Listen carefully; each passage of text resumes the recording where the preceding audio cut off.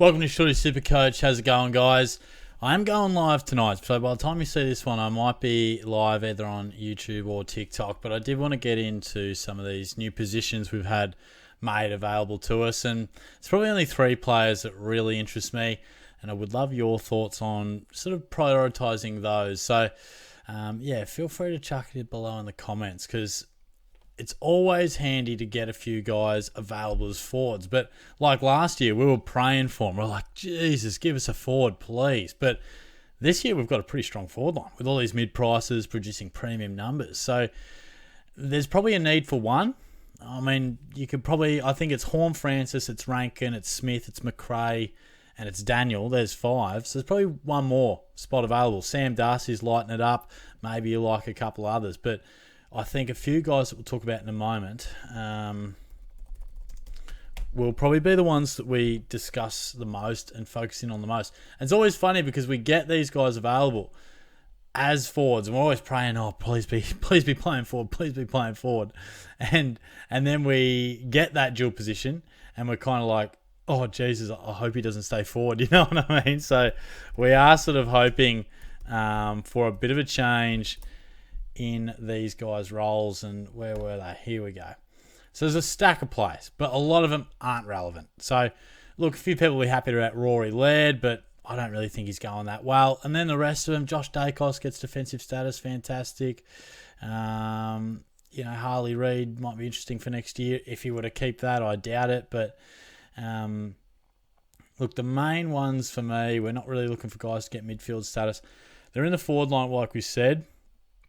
And for me, Chad Warner, Christian Petracca, and Nick Martin are the ones. Lawler, Ashcroft getting some dual position status as well is helpful. But I feel like these guys are the most interesting. And I want to talk about Warner. And I'll rank these guys at the end of the video 1 to 3, because I think these are the ones that could fill our spots for this 6th position in the forward line. Now, the best thing about these guys is their price. They've started the year slow, which makes you wonder, we've got forward status, but have they started the year slow because of this forward status? So we do probably need a bit of a change. But I think Chad Warner's interesting in the way that he was scoring pretty reasonably well in the first 3 weeks. Then he's had the bye, went off at half-time. I think he was sick or something. I don't know. He was off at half-time against North Melbourne, was on 54. And then definitely the game against Collingwood, he lifted late, but 81, it was a rough watch too, because I was watching him a bit closer. It didn't look great. But so here's the numbers: 45, 54, 68 against Freo, 33. So worth noting that that's 33% with half a game, and then 44%. So he's still getting reasonable centre bounce attendance. And I always like to wonder, why are these guys playing forward? Why? And I think Dean Cox is looking to show something a little bit different forward to centre, a bit more contest, and Warner can hit the scoreboard. We do also have Papley out, Adams out, who sometimes will play forward and mid.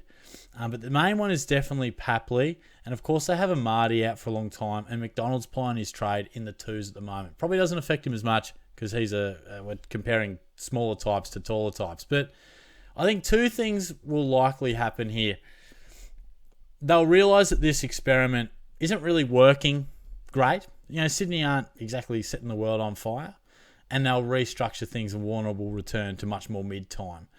Or we get a few of those players back, like an Adams, like a Papley, and he returns more to the midfield. Or it'll just stay the same, and that's when we've got to be like, is he an inclusion? Now, look, we'll take 90, and you could probably bump that up to early 90s because he had a sub-affected game.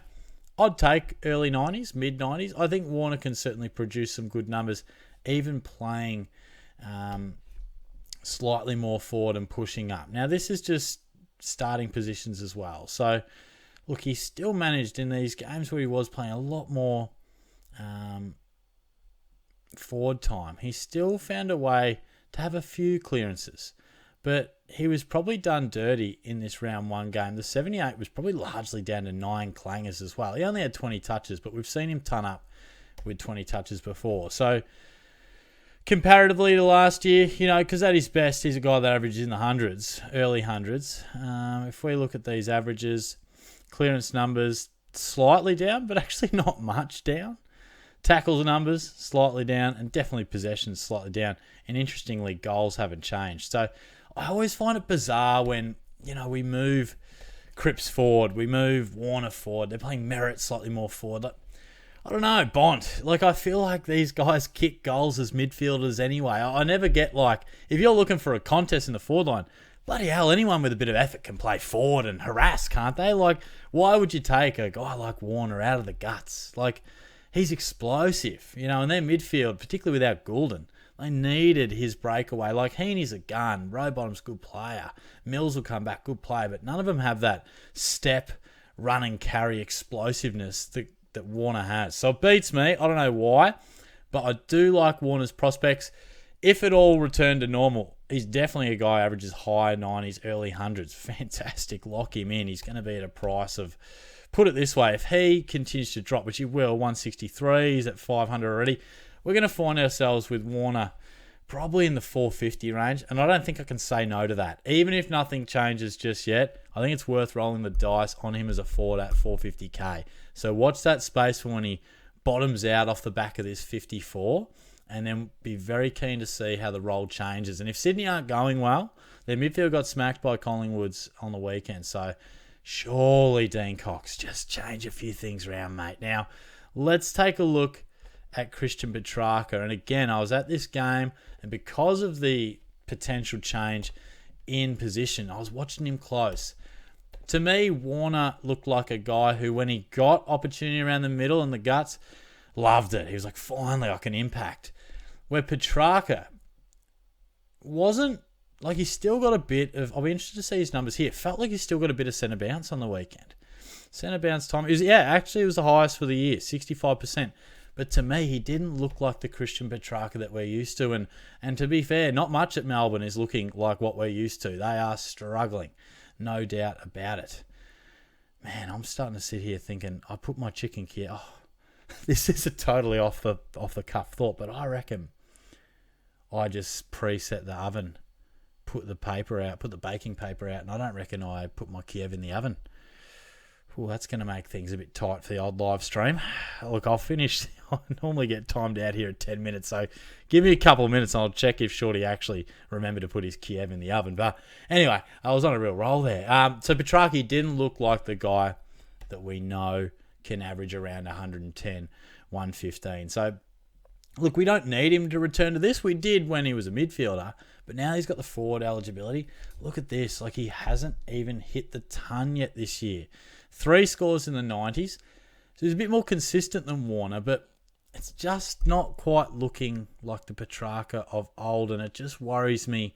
He took a mark in the back half last week and pulled up really sore. I didn't know if he tweaked the ankle or something was sore, but he just sort of seized up for a bit. He played out the game, but I don't know. He just doesn't look the same, and certainly there's a lot of talk about him being frustrated with the club, not feeling like, he's respected or valued or being played where he needs to be played. And I suppose for me, that the other part on why would this change for Petracca, why would it change this start to the year? I think not much is going to change for the Ds anytime soon at the moment, and they're not actually missing much that affects him. They are choosing to play Petracca forward because their forward line sucks. So that worries me. I still feel like Petracca could average mid-90s, even as a forward. But there's something terribly off at Melbourne at the moment, and it's seeping into a guy like Christian Petracca. So at the moment, we're rolling with an average of, 88.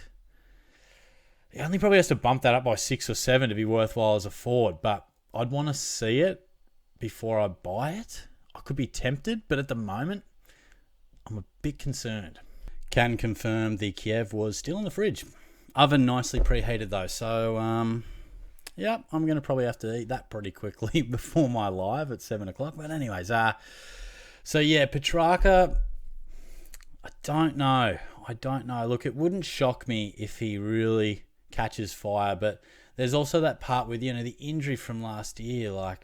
How much has that affected him? We see players have big time injuries and it changes their career. They're still good players, but are they the same? I don't know. There's just a few more question marks to Petracca as opposed to Warner. And I feel like their best prospect, when I look at their side, I feel like their forward line is a disgrace, and Petracca is one of their best options, where you could actually have like Oliver, Viney, Pickett, Sparrow, Rivers. I feel like they could throw in there a bit more.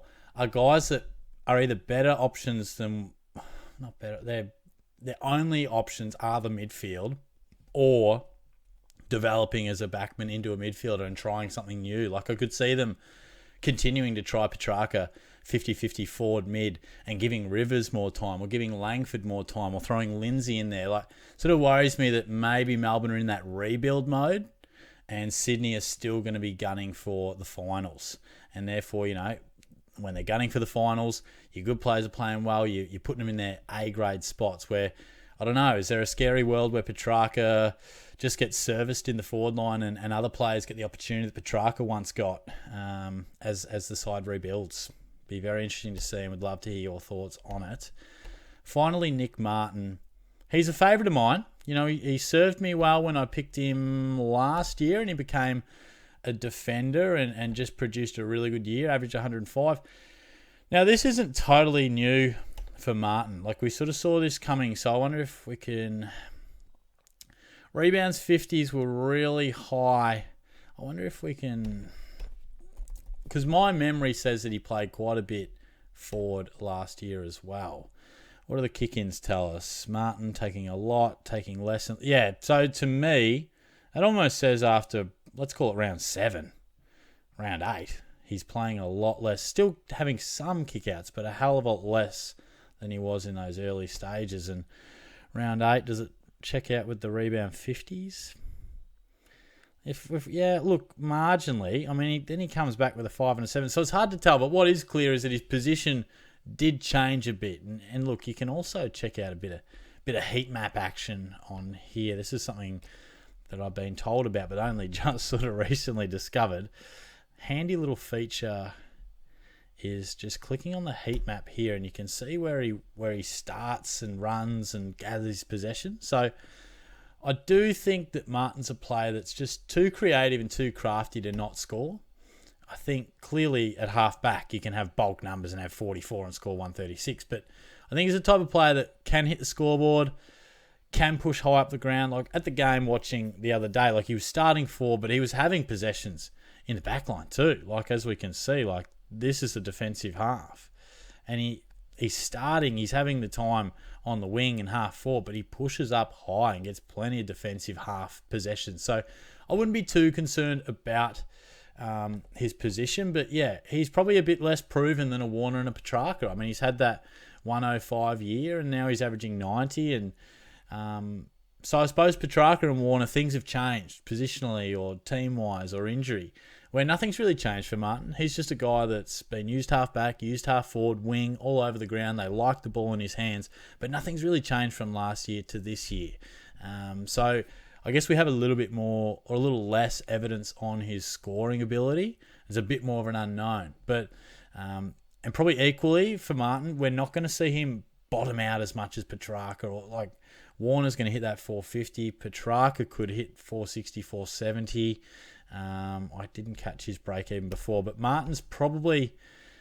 So, yeah, where are we?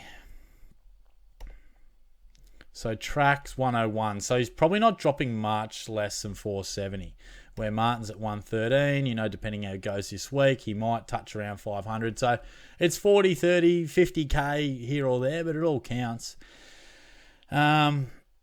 So, yeah, I think, look, if I were to rank these guys, I would have... In terms of who I want to get, number 1 is Chad Warner, 2 is Nick Martin, 3 is Petracca.